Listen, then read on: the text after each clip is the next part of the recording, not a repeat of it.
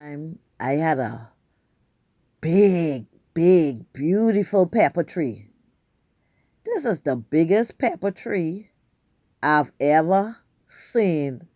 So huge, and every angle is full of pepper. You heard me? Even the pepper tree we have in the Lutra ain't have that much pepper. Man, look here. My neighbor, the one of the redneck, they come round. Miss Knowles, I come in to get a few pepper. You don't even ask me you done in my yard. The reason the dog never used to do nothing with this neighbor is because the dogs are smart, and people say the dogs see that my husband interacts with this neighbor all the time. And when he used to interact with this neighbor all the time, the dog perceived this neighbor as a friendly neighbor, never a threat.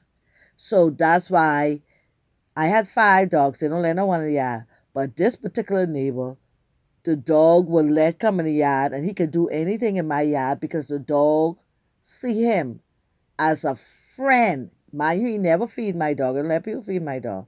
But because my husband always interact with him and the dog see that, and sometimes when my husband carry the dog out, he'll stop and he'll talk with him, and the dog see that. So the dog see him as a friendly person and a person they could trust, and the dogs would never attack him. And he could come in the yard. You know what he come in my yard and do? I was not aware of it. I can tell you how I become aware of it. He pull up the whole pepper tree. But before he did pull it up, he used to come in the yard. Miss Knowles, I can take a few pepper. You ain't asking me, you telling me. That's how I used to see it. You ain't asking me. You telling me. I never used to answer. Because number one, I don't go in your yard, but I come in for this. I don't go in your yard. I respect people's boundary. I respect people's place. And so I don't play that. If I want something from somebody, I don't ever come in your yard. I will stand to your gate and I'll call you and say, excuse me, so and so, can I have one or so of this, please? And never with them. Never with them. And I don't do that. I do not do that. Only one lady I know I met before, she invited me to come to her yard because she had must be 3 or 4 mango tree, and she didn't have no children, and the mango used to be dropping off the tree, and she had plenty mangoes to the tree. She say, "Come, bring your children, come get some mangoes." And me and her was friendly, but I wasn't friendly with her because I knew what she had. I just was naturally friendly with her for years, and this year she said, "Boy, all my mango tree bearing, come and get some mango for you and your children." So when I went round there, call her from the road, from the gate. I don't walk in people's yard, and she don't even have no dog, so I don't even walk in her yard. I call her from the gate. So I say, you remember you told me I come from? She said, "Girl, I was waiting for when you come from mango. So much mango dropping and things, and I don't have nobody again." My son was a little young child, and my daughter a little young child. I wouldn't let them climb the tree because I'm a helicopter parent. I don't want nothing to happen to my children falling out tree or this, that, and the next. I used to let him catch a little small tree. If it was a little small tree, but he could go up and come right back down, but not no big tree. No, I ain't having no stress. So I take a stick. I have a fruit stick that I brought with me, and I was getting the mangoes, the ones of the tree. The ones who was good on the ground, we picked those ones up and, you know, and washed them off. And they had mango galore. They had mango galore, my children. I tell her thank you. She said, "Ma, come back, bring your children and come get mangoes and stuff." But that's the only person I ever knew. I ever went to the yard to ask for anything because they invited me to, and they had a lot of trees loaded down, is correct. But this man, he used to come and get pepper, and he was unsatisfied with getting 3 or 4 pepper when he needed. He couldn't satisfy. That's the height of jealousy because he couldn't satisfy to see this big tree in my yard. This is a tree I plant from scratch, full with pepper. He couldn't stand to see that. And my yard tiny because I have more than one house in the areas. And so he's like, "Oh, must he in his mind, she don't deserve to have this." I have a big yard. Let me put it in my place. So, unbeknownst to us, one day I go get pepper off the tree because we always deal with a lot of fish. My husband was a fisherman.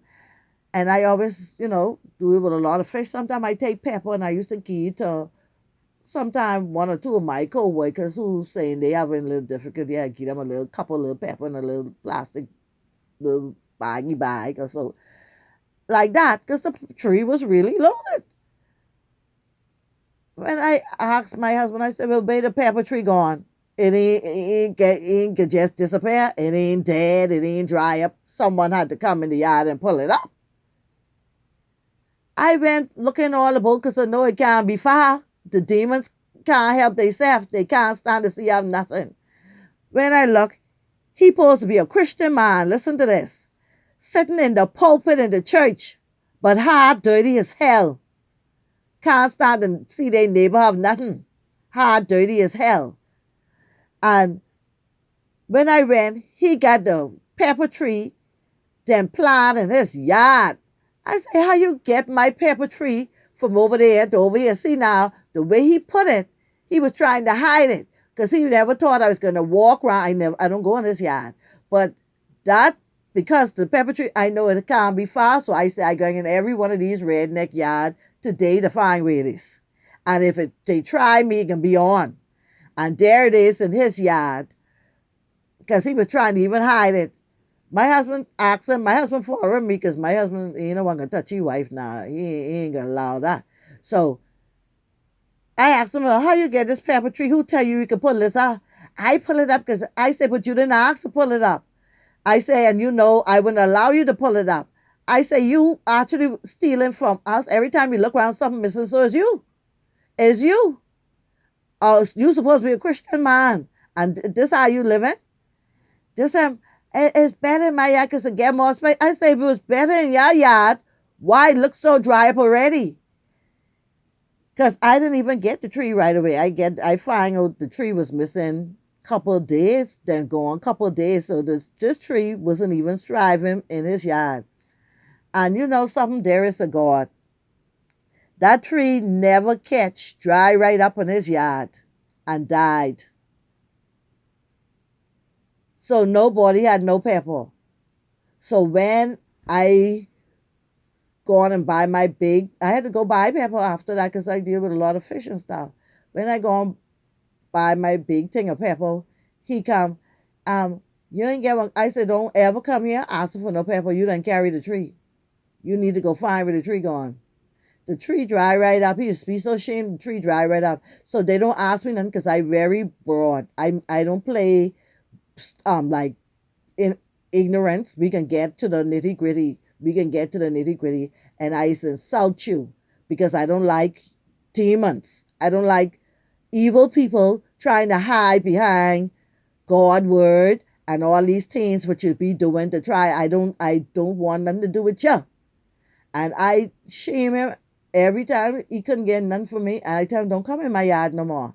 So when my dog see that, the dog wouldn't let him in the yard no more. Anytime he tried to open that gate, that dog is just a prance. The dog, I said, because you don't live here.